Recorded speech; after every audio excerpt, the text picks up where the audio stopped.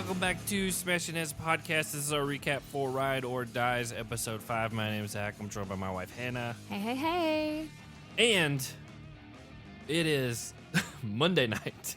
And just for full transparency, I didn't know what day it was. well, my parents came into town for a week, and this is the first trip anybody has taken to come see us. And they weren't actually even in town. They were like 40. An hour away. Yeah, well, yeah, about to say 45 minutes away. And so we've been with them basically this entire time and thought about bringing like the portable setup with just the Yeti mic, and it just doesn't sound very good. Mm-hmm. And so I figured that we'll just record when we get back. So we're back, got our dogs back, back in the apartment. Got our house back, got our truck back, got our jobs back, got our wives back, got the kids back. Yeah. It's a country song in reverse. And we're ready to go. It's just been there was just a lot going on, and honestly, we have not seen anybody that we knew in about 2 months, right? Yeah, right at 2 months. We've not seen anyone that we know since we left. Which was 2 months ago. Yeah. And it's been... We left September 10th. Yeah. It's been hard being away. Yeah. Especially because like we saw your parents minimum twice a week.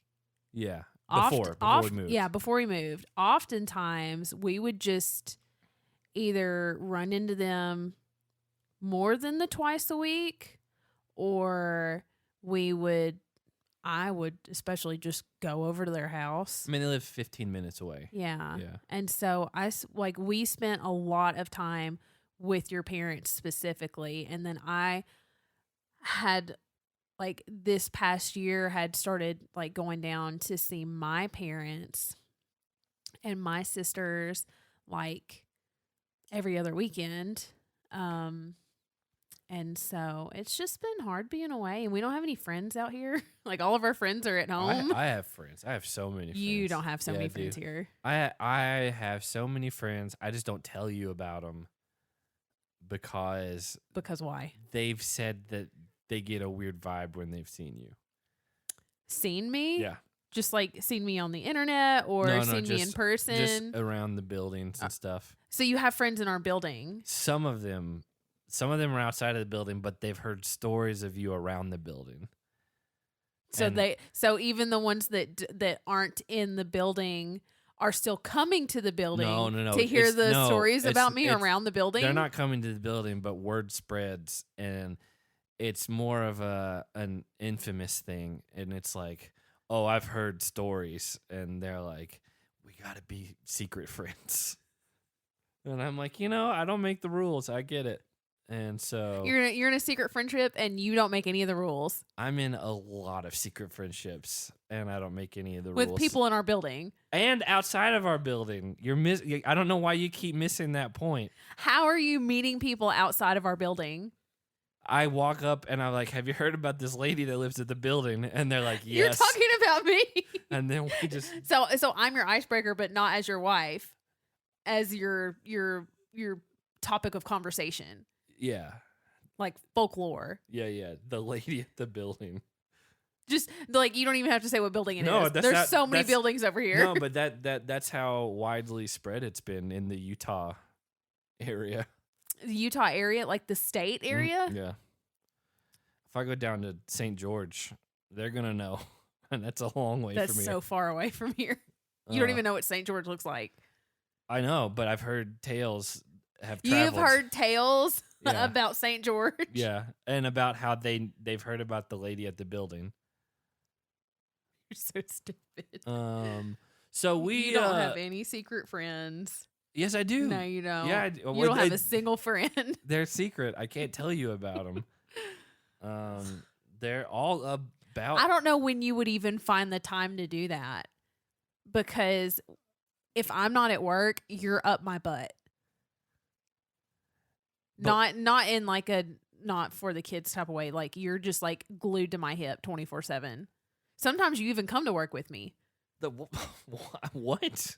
You've been to like you've been to our meetings before, and I went to one meeting. Hold on, no. And like sometimes you even drop me off at work. I went to one meeting when we were here in July looking at apartments, and you were checking it out, and I didn't have anything else to do, and so we just both went. Yeah, you still don't have anything else to do. Yeah. So the lady at the building, if word spreads beyond the state, be sure to let me know, because we know who it's about. And it'll make you some good friends. No, it won't. Shout out to Felipe. Felipe? That's one of my friends. What's his last name? That's a code name, though. I can't tell you. That's not his real name. That's the secret friend name. I have a secret friend name, too. What is it? I can't tell you. Why? I know you. I know it's you. But I can't give away any of the anonymity of it. I mean, we're not anonymous with each other, me and my friends. But it's just... There's no, it would hurt my reputation if they knew that I hung out with the lady at the building. And so I got to keep it vague. You don't hang out with, you're married to and live with. That's even worse. That's worse than just hanging out with. So we watched the challenge, Ride or Dies episode 5. We watched it Wednesday night. Week. Yeah, Wednesday night. And then we just did not get a chance to record because they actually were already in town. Yeah, they came in last Monday, but like they flew in and they had been on like 2 back-to-back trips. Yeah. Before they flew in on Monday. Yeah. And so they were really exhausted. And so I told them, I was like, why don't you guys, because you guys need some time to decompress because you've not rested at all. Yeah. Even though you've been on trips. And we don't have trips. a place for them to stay here anyway. Yeah. And so I just told his mom, I was like, why don't you guys just go to your condo, unpack, and just kind of chill out tonight, and we'll just come see you tomorrow, which was Tuesday. Yeah.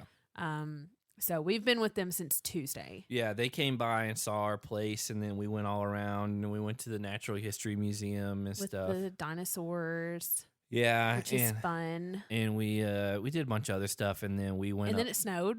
Yeah, we went and stayed with them where they were, and have been there basically until today. Yeah, just kind of living out of a suitcase, and boarded the dogs and did all that stuff. And so we got back earlier today, and we're recording now. And again, we knew it would sound better, and we knew it would be a better podcast to be in our own setup that we're used to, rather than to try to like huddle around a nightstand where a mic is. And like we did that when we were traveling in July in Utah looking at apartments, and it just wasn't the best experience for us, and it doesn't sound as good. So we just figured we'd just wait, and this is the first chance we've really been able to do it. So yeah, I'm gonna have to reference my notes because I couldn't tell you exactly what happened to begin this episode. We got Metro Station to top off. Yeah. I mean, I'm looking at it now, and it's coming back to me. Yeah. But like, if you would, when we opened this, if you would have said, "Hey, what's the first thing that happened?" I would have not said a pool party because I forgot. Yeah. But yeah, we lots of stuff to talk about this episode. They played Metro Station's big song, which was ironic because my note says I literally listened to this Metro Station song this morning for the first time in like 10 years. I never liked them. Well, the reason I listened to it was because Is it the Shake It song? Yeah. Yeah. It's Miley Cyrus's older brother. And then the other guy was, Mitchell Musso, who was on Hannah Montana with Miley Cyrus. It's his older brother. So here's the thing. And so they had a band together. Yeah. But I was like, my feed just had a video of Miley's brother from the band, and then Miley's little sister, Noah, were singing it together. They were like doing like a revamped like cover of it together. And I was like, oh man, I haven't heard this song in 10 years. So probably more than that, because it was when I was in high school. That whole era I was past all that. I never listened to Metro. I heard that song when it came out, didn't like it. I vaguely know who Mitchell Musso is. I never watched Hannah Montana. I can't imagine why. I hated the lighting on the show, for real.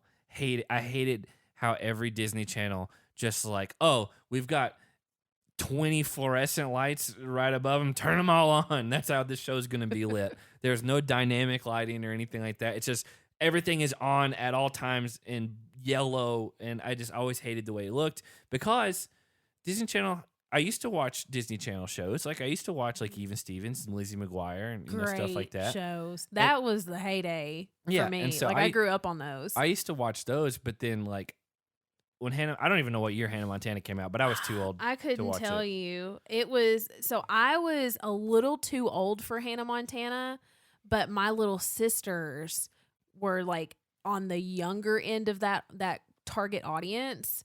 2006. Yeah. Yeah. So I would have been when it premiered in March of 2006, I would have been about to finish my junior year of high school. Yeah. So I didn't watch it. Madison and Sarah Beth loved Hannah Montana. So it would be on at the house all the time. So I just watched it because it was on.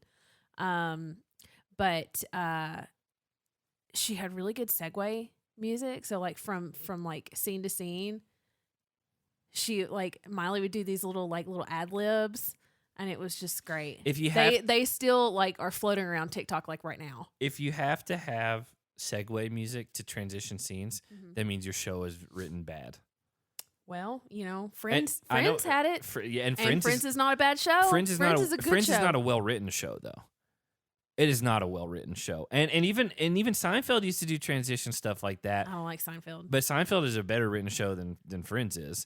And if you have to have like weird non sequitur stuff to like to make it like, oh, this is a different thing happening now. Well, it would be like a scene at the high school, and then it would have this like little like flash of light, and it would show the ocean because she lived on the coast of Malibu, and it would show the ocean and the beach, and then it would like cut and it would be inside the house. Yeah.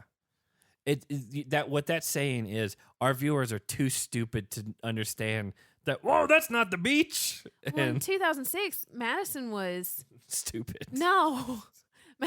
Madison was like 5 or 6 years old. I don't know. Yeah, she was born in 2001. I wasn't there. And September 11th? That's the only thing. A month after. Yeah, that's October 11th is her birthday. That's the only thing I can remember about 9/11.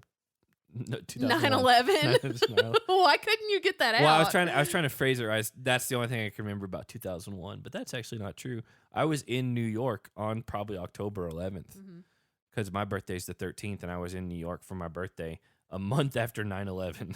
Well, my dad was supposed to be working in one of the Twin Towers on 9/11. He was scheduled to be working in one of the towers, but my mom was 8 months pregnant and had been really, really sick throughout her pregnancy. And so my dad's boss was like, you know what? We'll have somebody else go in your place since your wife might go into labor early, and we don't want you to be gone. Because we lived in Knoxville at the time, so I didn't have any family there. But you know what's, so it was, if my dad had left, it'd be me and my pregnant mom. But hold on, and I was little. You know what's crazy? I was scheduled to stay in the hotel in the World Trade Center, the Building 7, which I had stayed in already, like a year before. I have the card. Like the scan card to get into the room that has the Twin Towers on it that says World Trade Center Marriott. We were supposed to stay in October. There is a decent chance your dad and I would have been in the same exact area at the same time in 2001. Because I was there. I did go. I went. Yeah. And we just, the Marriott was just like, hey, we're going to move you to a different place because obviously this one's gone now. Yeah. And how old were you at that time? 2001? I almost said 2006 because I'm thinking Hannah Montana. I think I just turned 13. Yeah, if you had walked up to my dad and been like, probably going to marry your daughter, he would have been like, you're 13 and you're a pedophile. Well, no, I can't be. Can you be a pedophile if you're 13? I don't know. I would have been in first grade. Well, yeah, but that's, I mean, if I would have said those specific things, yeah, that's different. But it is weird that like we literally were almost in the exact same spot because like they're all right there. But anyway, this isn't about Hannah Montana or 9/11. No, it is currently November 14th. We miss Veterans Day. Speaking of that, man, that whole thread just tied around in a weird way. Let's go. A guy that we both know that used to teach like vocal lessons and stuff like that. Okay. I had to mouth it to her. He was giving lessons to a girl who's a college freshman now. Yeah. At the time, this was years ago, probably 5 or 6 years ago. I don't remember what was happening, but she liked to like be mean to me, and I would like be mean back to her as an adult. You know how you do. She's not a college freshman. She's a senior this year. Is she? Yep. Okay. Well, regardless. Her sister. Sisters, yeah. I worked with her sister last year because she worked part-time at the store. Anyway. She's the freshman. Yeah. So we I don't even remember what I was talking. We were just in the same space, and I just remember, I don't remember the context of it, but I remember yelling at her, I can't believe you know who Billy Ray Cyrus is, but you don't know what September 11th is. She didn't know what. No. Oh my gosh. Yeah. Like she's like, I'd heard of it before. And she's like, I don't really know what happened. And but she'd just been talking about Billy Ray Cyrus. And I was like, I can't believe that in your mind that's something that you know, but you don't know 9/11. What happened at 9/11, which is weird that all that tied back in together to a moment that has happened before. Billy Ray Cyrus is divorced from Tish now. I don't know who officially. Tish is. I don't know who Tish is. His wife and the mother of all of his children. I know that he's dating some girl that he met on the set of Hannah Montana, who's younger than Miley Cyrus. She's either a year younger or a year older, but they're like basically the same age, which is gross. How did you feel about Mariah kind of being into bananas? Her mom told her ahead of time to watch out for him because he's a sneaky snake. Yeah. So that's kind of an unexpected thing. I mean, he broke up, or him and Morgan broke up a while ago. And so I guess he's single and just do whatever he wants. I don't know how old Mariah is. I would assume like 26 or so. Well, he's like 39. I was about to say 38. Yeah. I really don't know. Almost 40. Yeah, I mean, but it like once you get past like 21, like it really doesn't matter. I mean, if you're like 60 and then 25, it's a little weird. But so Darrell and Veronica say they feel like they're on the outside looking in. Well, Darrell has done that the last few seasons. Well, he's just like... he's trying to lay low, but he is, in a way, on the outside looking in. Yeah. Like, that's just how he's been playing this game for a couple years now. Yeah, since he's kind of come back into, like, Darrell's going to be around on the show. Because there's a long time where he wasn't. And that's all I have from the opening. And then... Emo night. Yeah. Which I'm not a fan of. You are not a fan of the word emo. Correct, because it's been misappropriated for so long. It has, and now I'm seeing a lot. I noticed it like a week or two ago on TikTok. The word goth has been misappropriated. Yeah, and like Jeyyy is as big of a fan as he is of this. He's as big of a he would be like, oh, I'm so emo, and then play like a Linkin Park song in the background. Like that is not at all. No. And so that's the type of stuff that kind of bugs me. But speaking and I'm of not going to get into all of it because I've written college papers about emo, about the misappropriation of the word emo, about what it really means. And this, by the way, this was 2007, and so like how it's been used and how it's like what it really meant, and where it started from emotive hardcore back in the late 80s with bands like Rites of Spring and things like that. Anyway, not getting into that, but it used to drive me crazy whenever any song would have somebody yell or scream, just even if it's one time, but the screamo song, like, nah, man, that's not what that means. And anyway, Jeyyy and Jakk like write a poem / song together on the quote unquote emo night. Didn't like it. Yeah, Darrell, you'll appreciate this. Didn't even know what the word emo meant. That's fine. Neither does anyone else. And then my last note on it was emo Kim looked a whole lot like Machine Gun Kelly. I was like, who is Kim? And then Kim. I know, I got it now. Tall German Kim. Yeah. He looked so much like Machine Gun Kelly. Who also sucks. But they like I had to do a double take. Yeah. It was crazy. So that's, if he is there's a good cringe video out from like 8 years ago of Machine Gun Kelly inside of a Microsoft store trying to do a performance where he's rapping and he like jumps up on the table where all the tablets are, and it's because he was a rapper for a long. He started out as a rapper, didn't he? And now he did pop music for a hot second. And now he's like... He's trying to be like a pop-punk band. He's trying to be pop-punk and emo at the same time. It sucks. And he's just trying whatever sticks to the wall, I guess. And now he's doing movies that are awful. We should do a podcast on Machine Gun Kelly movies. I will watch them probably because I do enjoy things being so bad. He was credited in another movie that was not something that he did. Yeah. I accidentally found it maybe like 2-3 weeks ago. I was just looking through movies and they showed I can't remember what movie it was. I'm gonna look it up while you're talking. But I was like, oh, I've heard of this movie, so I clicked on it, and IMDb sometimes shows like stills from like throughout the movie. Yeah. And it looked like Machine Gun Kelly, like in almost like military gear, no makeup, nothing. And I was like, oh, that looks like Machine Gun Kelly. And so I clicked on the cast, and it was him. But it came out like a few years ago. I don't know. So I'm gonna look it up because it's gonna bother me until I figure out what it is. Michelle and Amber think that Laurel is quote off, which is going to be a running theme throughout this episode, for no real reason. And somebody said, I don't. It may have been Nerese. I didn't write down who said it. I should have done that. Said, this takes the president instead of precedent.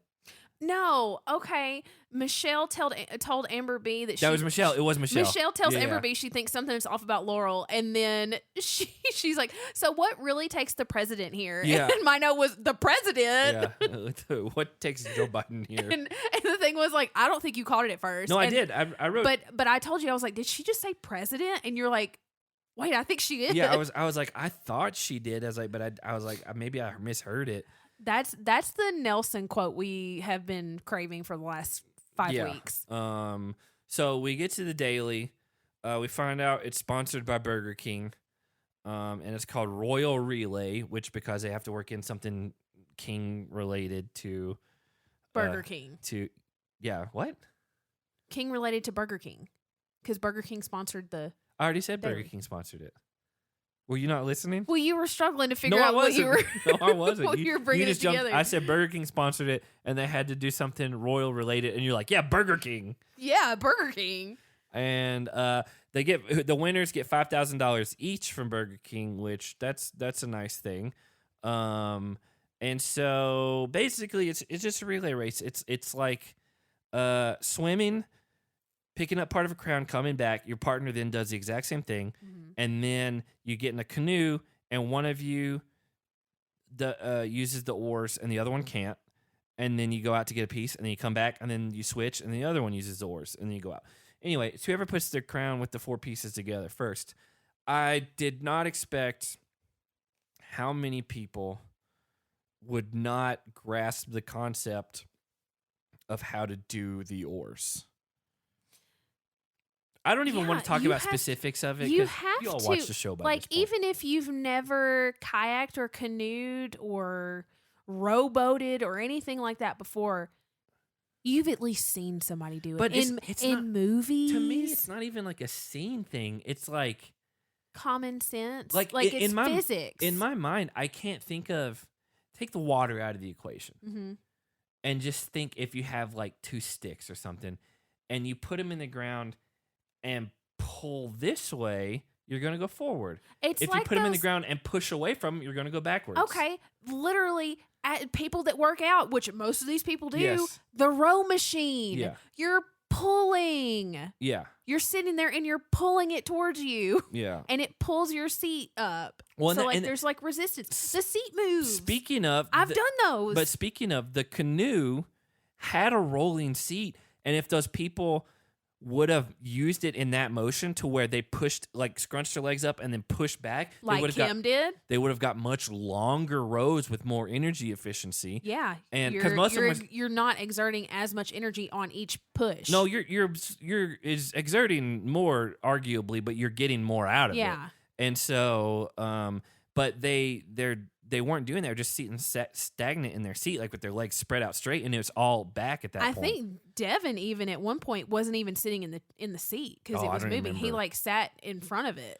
I don't know. It was just like Mariah was like, I don't. And Fessy wasn't helping. He's like, no, you got to row. And she just was like, I don't know. Literally this one, before the daily started, you told me, you're like, oh, Fessy and Mariah should be a favorite for this because they're both super strong. And I saw it was a canoe. And I was like, oh, that's just all back and legs. Mm-hmm. And they should have killed it. But they didn't because, it is what it is. So. Oh, well, okay. Here, before it started, we found out Nelson and Nerese actually went on a date a few years ago. Yeah. I thought they were going to say at Burger King based on the I know. Yeah. But apparently he took her rowboating on their date. Yeah. So they are familiar with the process. It doesn't matter. It doesn't matter, but I didn't realize that was their connection, that they had been on a date before. Clearly it didn't work out because, Yeah. Now they're just friends, but and he's after Olivia, and she was after Johnny, and who knows what else. So I couldn't remember that guy's name. Johnny. Yeah. So again, Jeyyy and Michelle win round one. Amber and Chauncey sank their boat. They did DQ, and TJ said it's almost impossible, but somehow you did it. And they were the only people to DQ, as far as I know. Yeah. And because they literally just sank themselves, and. So Jeyyy and Michelle do win round one, both strong swimmers, and so that doesn't super surprise me. But Mariah didn't understand how to row, and then Nany didn't. Nany. Nany's done so many challenges at this point. She's been in places where you have to do exactly kayaking or canoeing, and I get that this is different than kayaking where you're paddling this way. But it's the same concept. Like you're using the water's resistance to propel you. Yeah. No, my note was, oh gosh, Mariah doesn't even know how to use the oars. Next note, Nany doesn't either. 4 question marks. She doesn't have an excuse. At one point, they showed somebody else, like I think it was Kim and Colleen, because they kind of came out and like caught up a lot. Yeah. And Nany and Bananas are just sitting there, not moving, not even trying anymore. They're just watching. Yeah. Nany was like completely defeated at that point. Yeah. Completely gave up. And I think Bananas like, we're not going to win, so it doesn't matter. So no, I was super impressed with Kim and Colleen. Colleen, she rode first and she was doing great. And then Kim came in like a superhuman. Yeah. It's like they were flying. So I got to start writing who says the quotes, because I remember that TJ was the one that said it's almost impossible, somehow you did it. But I just wrote, quote, Kim looks beautiful. No idea who said it. I can't remember who said that. I didn't write it down. I've got to start doing that. So I thought Kim and Colleen were going to win their heat, but Tori and Devin just literally barely finished it, because they were both teams working on their crown puzzle at the same time. It seemed, at least the way they edited it. So Tori and Devin win round 2, and again, I wish they would give us times, because I like knowing what. But they just say Jeyyy and Michelle win. They didn't tell us how much they won by. Like, I like when he would have been at least been like, oh, they won by 1 minute and 34 seconds or something like that. So Jeyyy and Michelle are winning. As soon as I found out they won, we were watching live, so we didn't know anything going into this. Right. I looked at you and I said, she's so paranoid and Jeyyy is kind of dumb. They're going to do something incredibly stupid. And you did, and I was like, oh, I was thinking, like, maybe not. No, I was like, they are going to do something that is just nonsense. And that's exactly what happens. Jeyyy may not be dumb in real life, but everything we've seen related to challenge especially with the strategically, guy named Johnny. Yeah. Just not making the right calls. And not making the right ties. Yeah, I've seen people in our Slack group talk about just, man, they're like, the people that were like good at Survivor do not translate to the challenge for whatever reason. And it doesn't make sense. You would think that they would be even better. I think that most. because it's so physical and because there's a big component to it that is, I mean, it's just different because you don't have the whole like survival element of it. So you don't have like strategic goals like, oh, we're just all in this together. Like this is just more like cutthroat. I don't know what it is, but they're both bad at strategic planning. Yeah. And the other people that we've seen from Survivor have not been very good on the show so far. I mean, if you take the USA season out of it, because like Tyson was great. Yeah, but then he quit the final. That's right. Yeah. And that hurt me. So we get to the deliberation. Michelle would not stop breaking the fourth wall. Yeah, she did. She like Jeyyy would say something, and she'd like almost look panicked over at like camera one. Or whatever. Like the first time it happened, it looked like she went to pull a Jim Halpert, but like accidentally because she noticed she locked eyes with the camera and immediately looked away, and then like 3 more times she looks just straight into the camera. It looked like there's obviously people back there, and he said something and it threw off, and she's just looking for confirmation, but she realized she's looked right down the barrel of the camera, and so but then later, she just does it, and so they talk, and anyway they pick Laurel and Jakk because she's paranoid about Laurel, even though Jeyyy and Jakk are supposed to be like best buds. Because Jeyyy was talking about Jakk in like some like very serious ways. Yeah, like it seemed like they were way close. Yeah, so like almost to the point to where they were like romantically involved. They weren't, but like they just like built up their relationship so much that it was just like I didn't even know that these guys even were friends. Yeah, but like the thing was because of that buildup. Mostly on Jay's side. Yeah. Like you literally said like, oh, Michelle's going to want Laurel, but Jay's not going to let that happen. Because they've just been building all this up. But then again, it goes back to my other thing where like they're going to do something stupid and then they did. Yeah. So they pick Laurel and Jakk, Alyssa and Jordyn, which is another dumb move for no reason to go after them. Kim and Colleen, that one I actually understand because they've already been thrown in so many times, whatever. And you can make a case with Darrell and Veronica just because they're the last people in, and even they said we're on the outside looking in. Well, here's the thing. During their conversation with each other, when they were trying to decide which teams to pick, Jeyyy is wanting to continue the rookies looking out for the other rookies and going after vets. They're not rookies, though. And they're not rookies. But they're acting like they are. But they've looped themselves in with the rookies. Yeah. They've decided that they're not part of the vets. Then they're not. Which they're not. Yeah. They're still in their high school years. But Jay's wanting to make these big moves and get more of the vets out of the house. Why does he pick Kim and Colleen if they're supposed to be looking out for the rookies? That could have been another team that, Kim and Colleen are on the outskirts. They don't have any alliances. They've not formed a friendship with the vets, and they've not formed, a strong bond with any of the rookies. So this is a good opportunity. Don't throw them in. Pull them into your ranks. If you're going to add to your numbers. If you're going to go after vets and send a message, we're going after vets, which they did because they threw in 3 strong vet teams. Because even though Jack's new, like Laura is still like a vet, and why not just go all 4?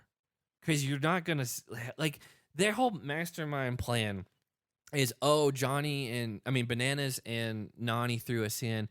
If we don't throw them in, that's like them owing us a favor. And that was Michelle's thinking. Yeah, which doesn't make any sense. Because no. I said it in our Slack group, and I'll get to it in a minute. But anyway, they throw them in. The interrogation starts.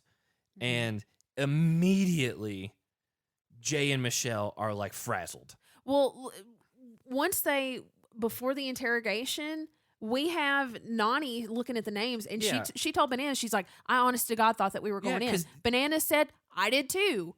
Because they said their name first. Yeah, and it wouldn't have mattered. Like, again, well, I'll get to that in a second. But we get to the interrogation.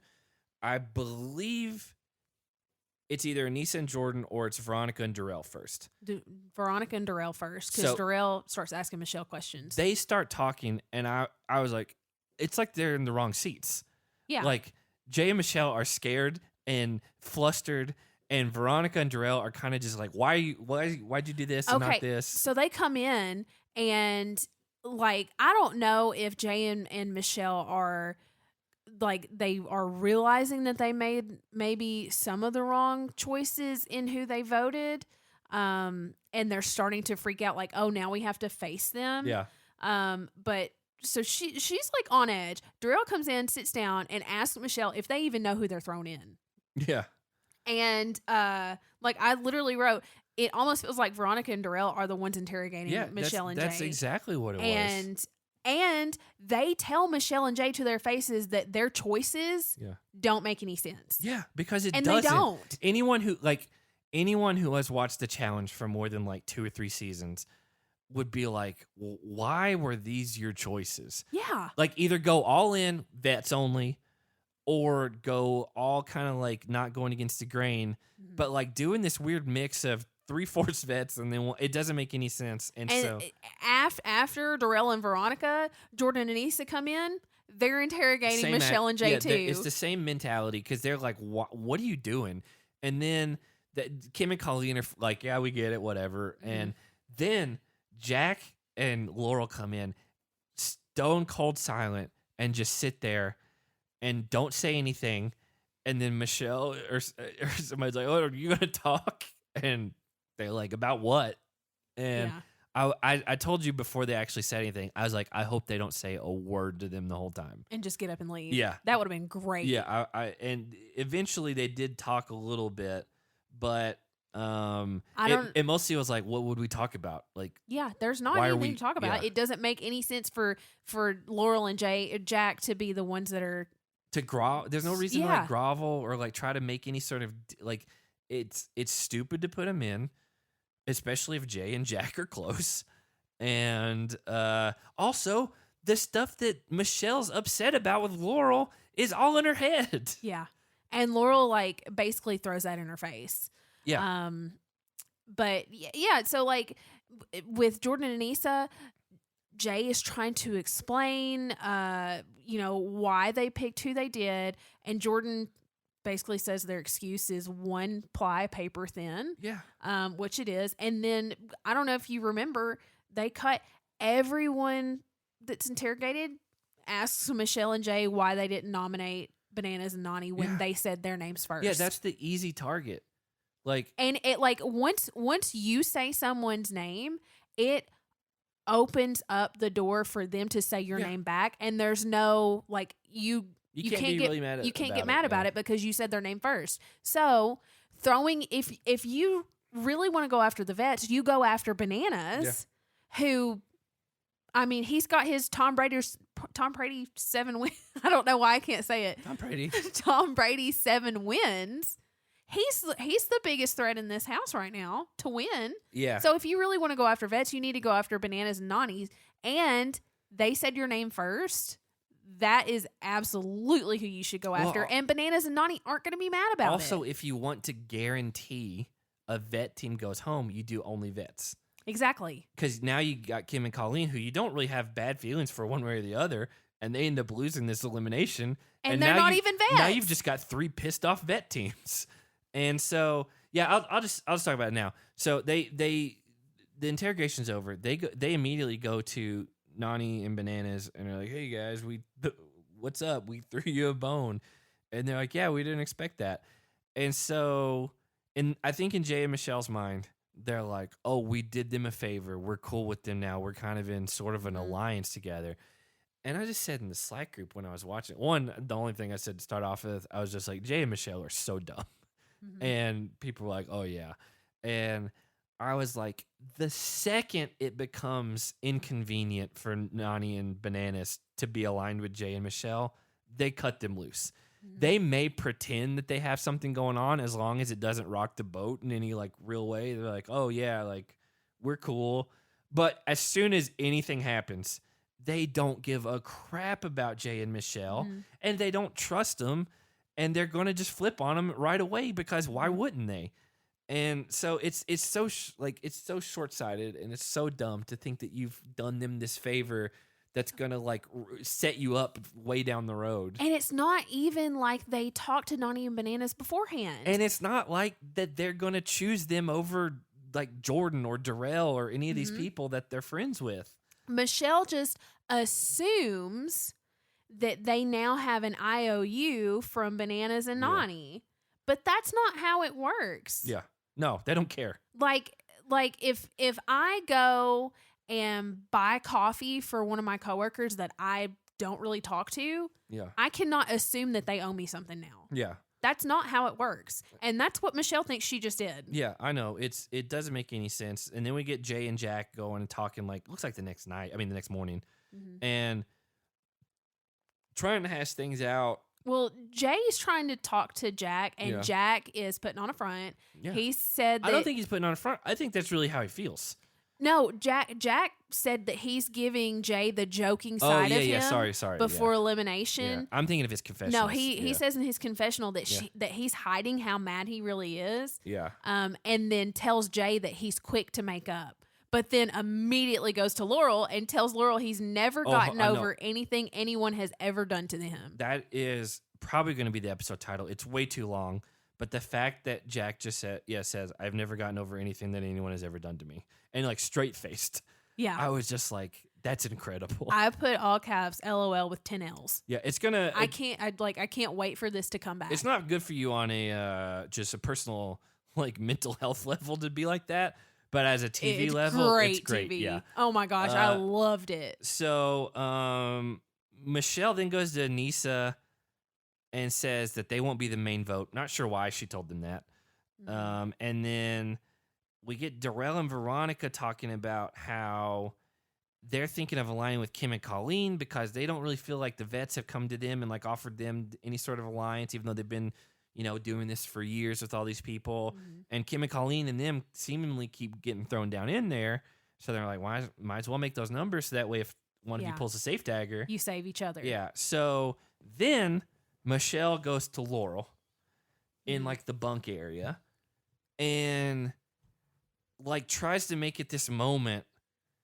And Laurel's just not giving her anything, which she shouldn't at this point. There's no reason to. And she's just like, well, fine, Laurel, if you're going to be this late. And Laurel's just like, what do you want? Like, what are you trying to do? Because you've already made up your choice. You've already done all this. And she's like, well, I just felt like you were like being like really off to us. And like, and Laurel's like, what are you talking about? And well, Michelle kept being really vague and not saying that she thought Laurel felt some type of way. Yeah. She just kept being like really vague and kind of dancing around, the subject.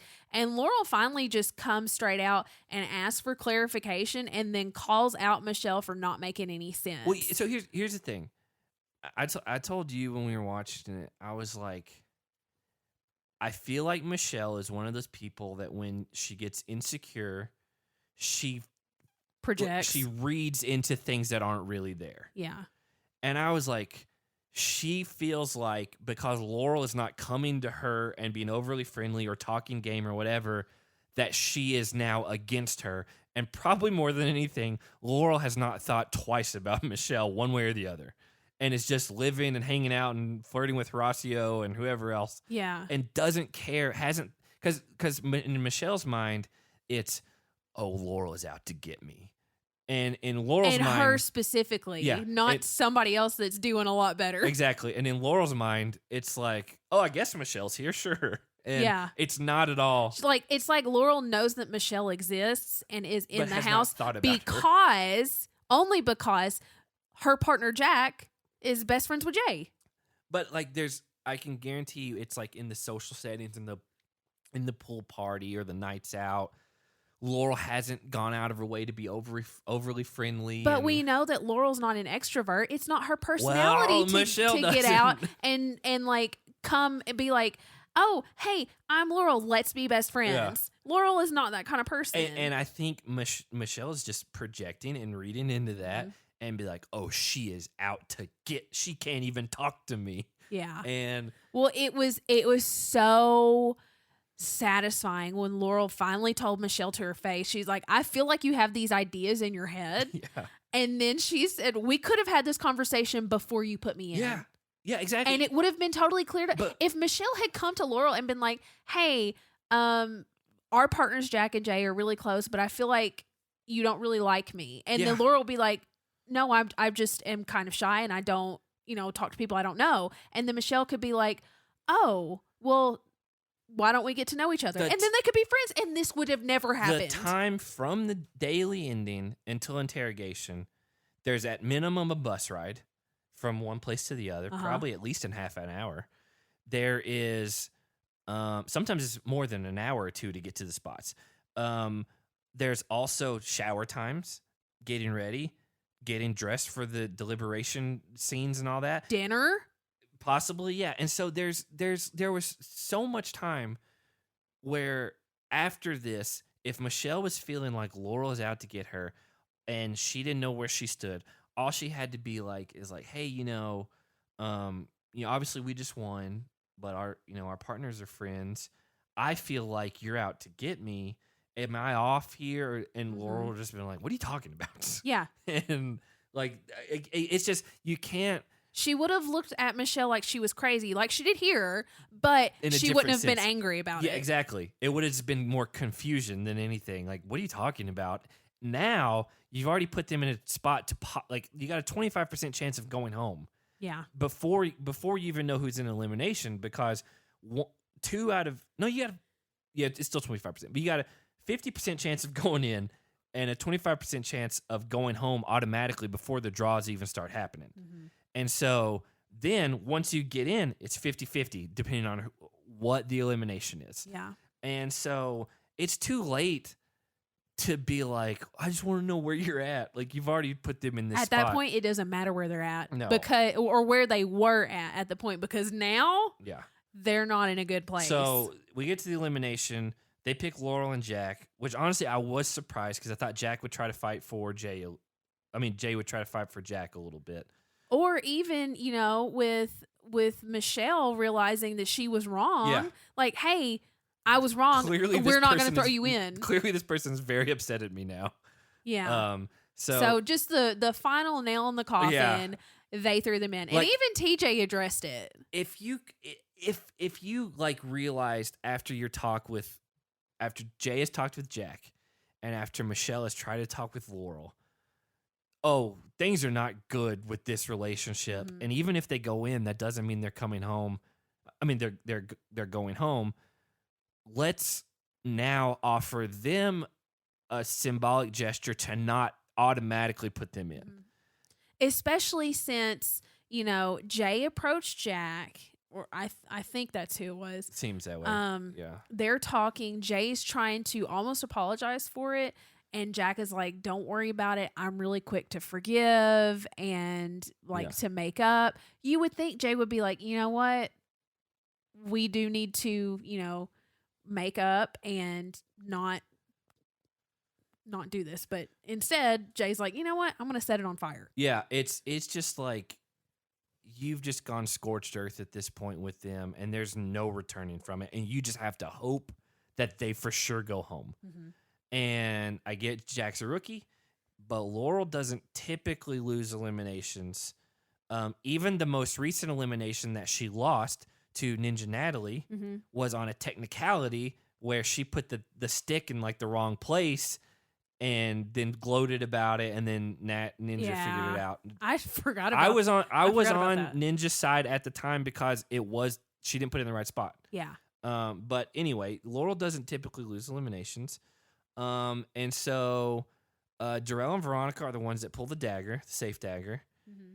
And I really liked that Veronica milked that moment to make them nervous, to make Jordyn and Anissa nervous, and to be like, I don't know where we stand with these people. And I was like, that's good TV. That's what Veronica brings to the show. Good TV. And unneeded, unnecessary drama. I know, because she and Anissa have been friends for what? 10, 20 years? But I feel like she was like, they haven't included us in their thing, so let's make them sweat a little bit. She said it was because Anissa didn't approach her. Yeah. And Anissa's like, what? Yeah. I didn't know I had to. I do there's sometimes drama is just annoying, but I was like, I enjoy that. Yeah. And so they do pick Anissa and Jordyn, and when they get up to the top, Anissa's just like, I didn't know I needed to talk to you. And so the elimination is called Give Me Some Slack.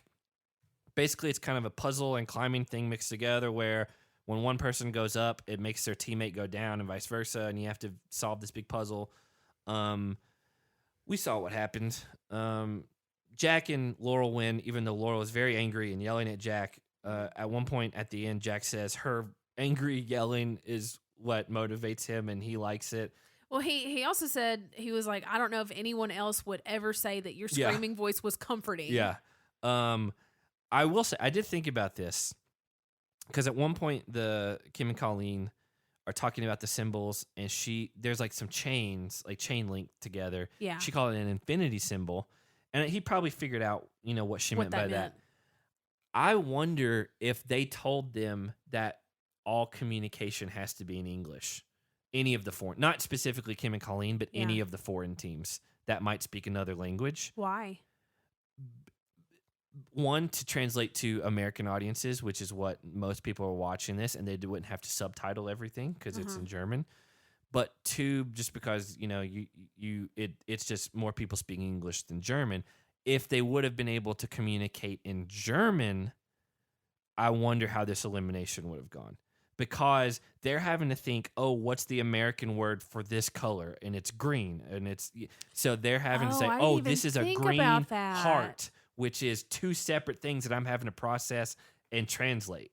Yeah, because at one point she said the wrong color. She said yellow, and I was like, that's orange. Yeah, exactly. But that if she's having to translate, that's not fair. So that I bet that the production makes them that, hey, all your eliminations got to be communicated in English for the audience.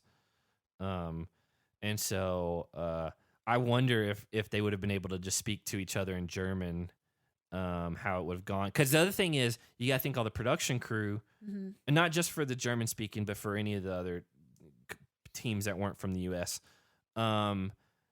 they have to be able to listen and know like that they're not cheating somehow or doing so that they have, because you're not going to have everyone on their who's judging it and all that stuff be able to speak all the different languages. Right. So yeah, I did think, I was like, that's an interesting thing. If they wouldn't have made them speak in English, I wonder exactly how it would have gone.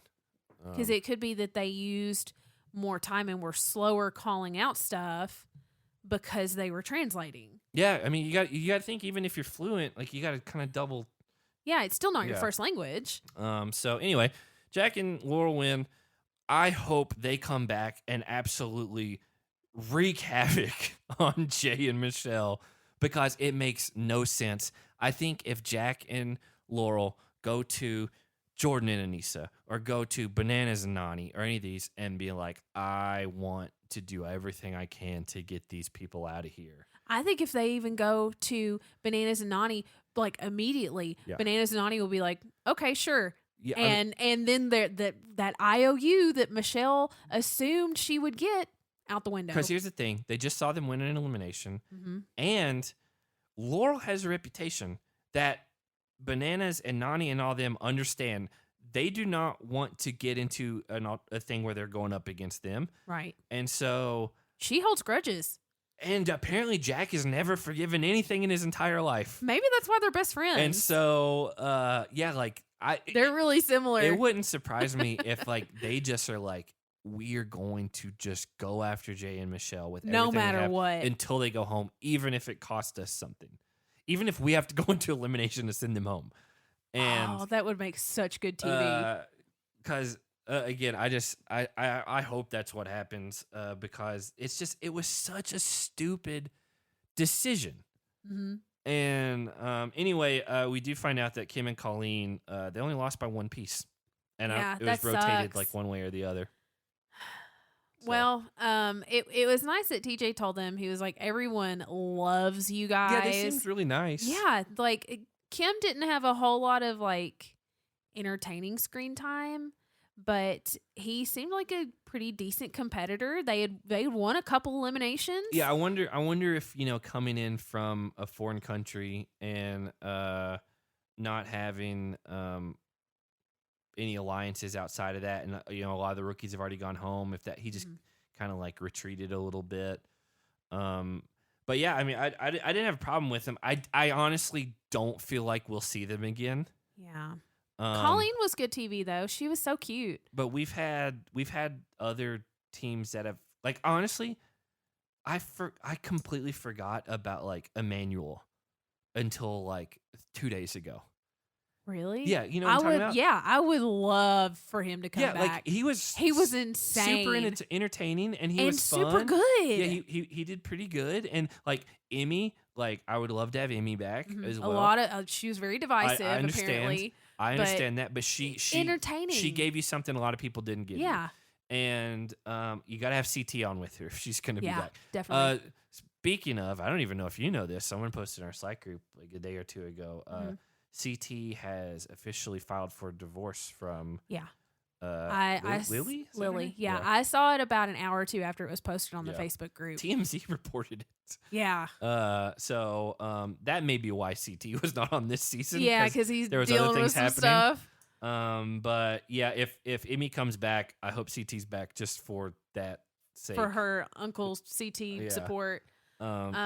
I wouldn't be mad if Kim and Colleen came back. I kind of liked them. I think they would have had more of a breakout role had Nom stayed. Possibly. Because he's also from Germany, but Nom's been on this show before, and so he has alliances with other people in the house. He's barely been on this show before, even though he's done 3 seasons I know, technically. But like he at least has the connections with people in the house. So I think I think people like him. I like him. I'm saying I think people in the house liked people Nom. in the house love Nom. Yeah. I think but you're like, projecting a little bit. I think if Nom had stayed, they would have been real tight with Nom, and Nom would have opened the door to communication and potential alliances with other people in the house. It's possible. I just instead of them kind of being ostracized. If you can only recast a handful of people, I think at this point so far, Horacio and Olivia give you a lot more. For sure.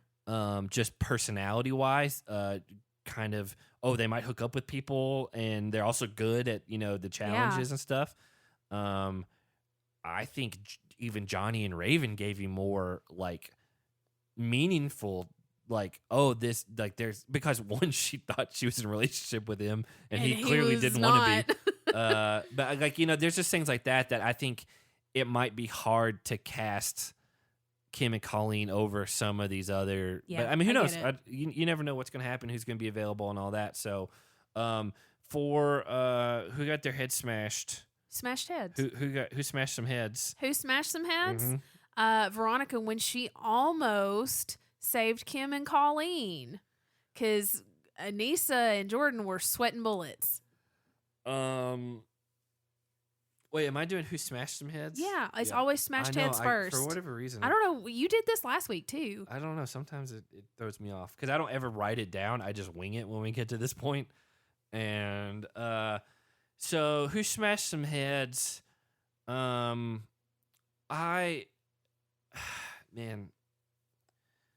I don't even know how to answer this one because I'll save that. But I can't give it to Michelle or Jeyyy because even though they won the daily, who cares? Yeah. Followed it up by a very dumb decision. I don't feel like Laurel and Jakk like completely obliterated like Kim and Colleen. No, they close. won by one piece. It was to a team who had to speak a second language. Yeah. It was very close. I think man, this one's tough for me.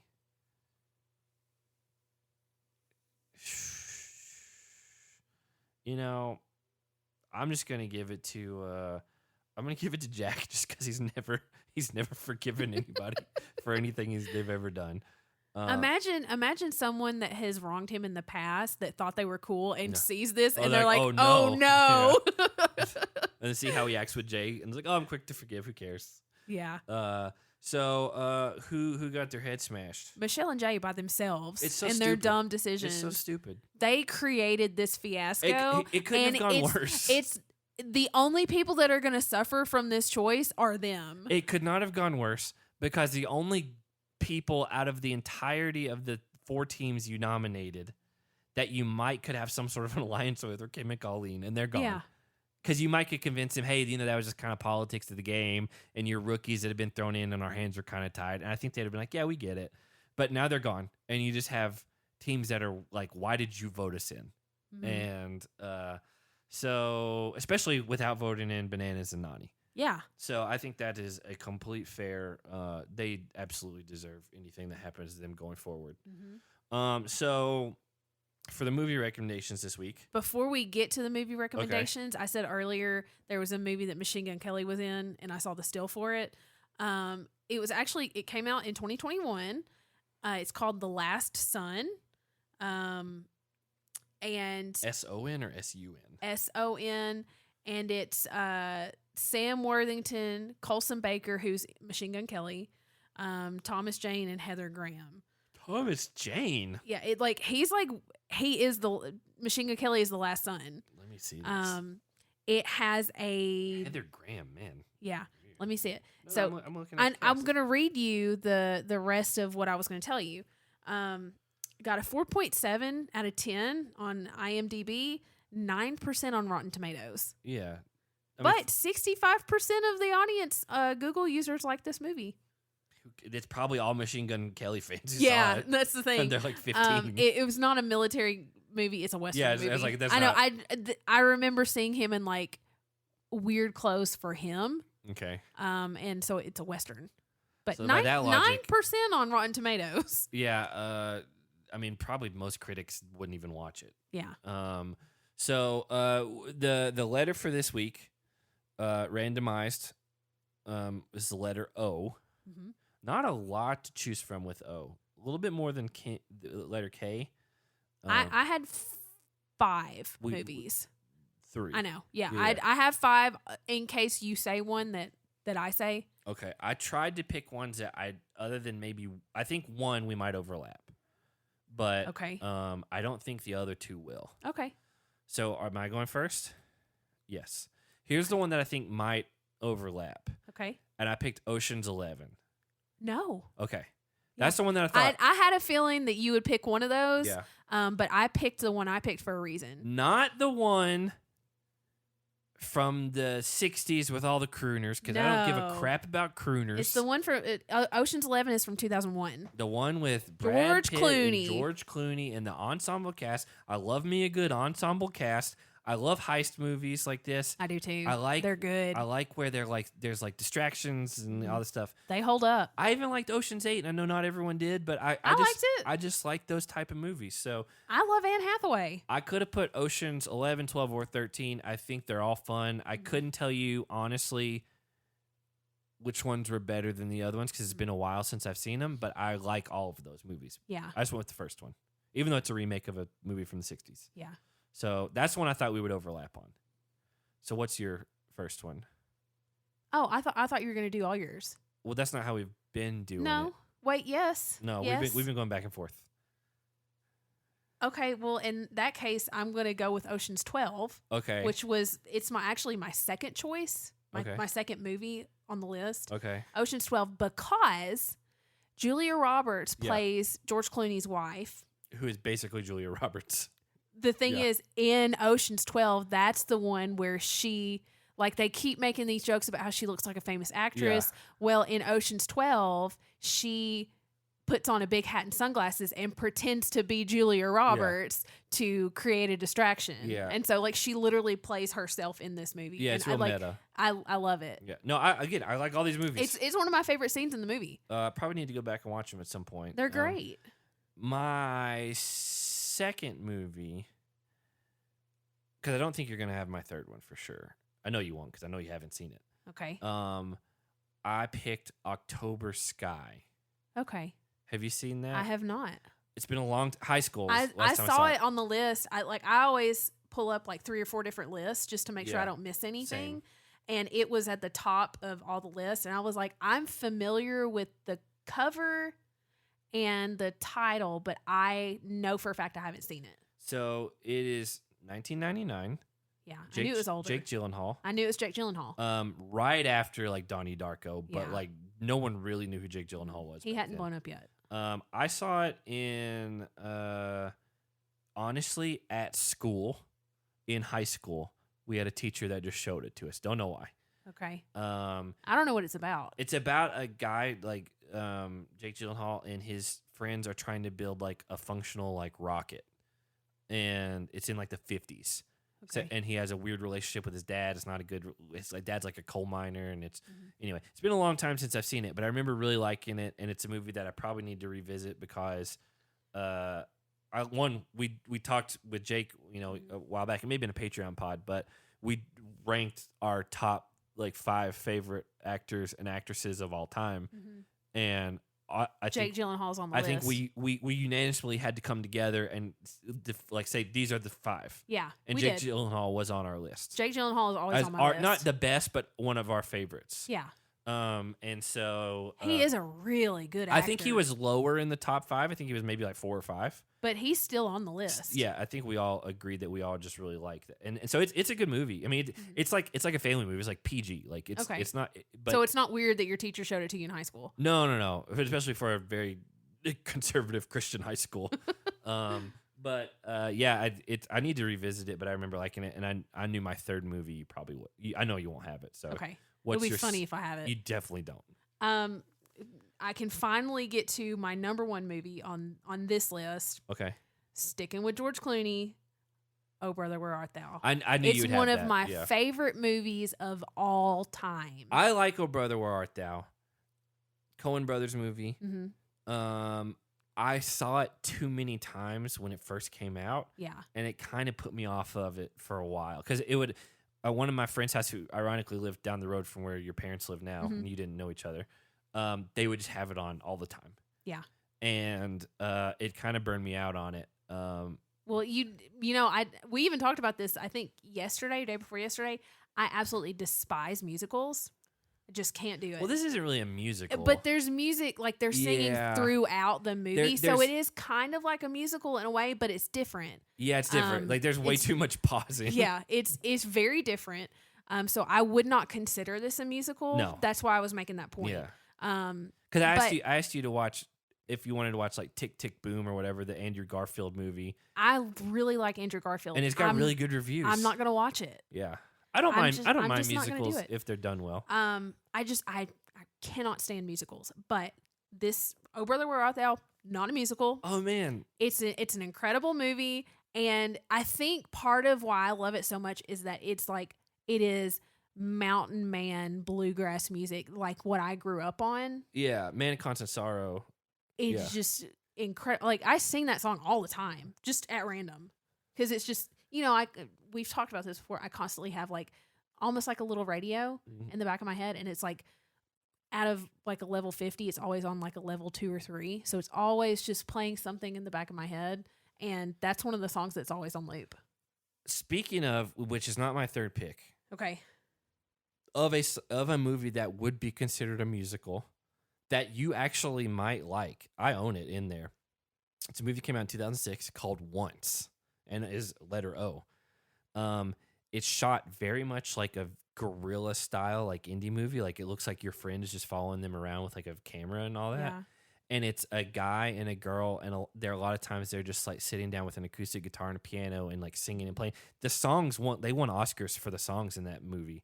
Like it actually is. It would be considered a musical, and it does start with O, which is I completely forgot about. So it's not part of your. No, I list. completely forgot about it until you start talking about how you hate musicals. But you actually might like it. It's got some really good songs in it. I don't mind musicals if they're done well. I don't like shoehorned musicals where it's like it really like uses songs as like to force exposition for like what's happening.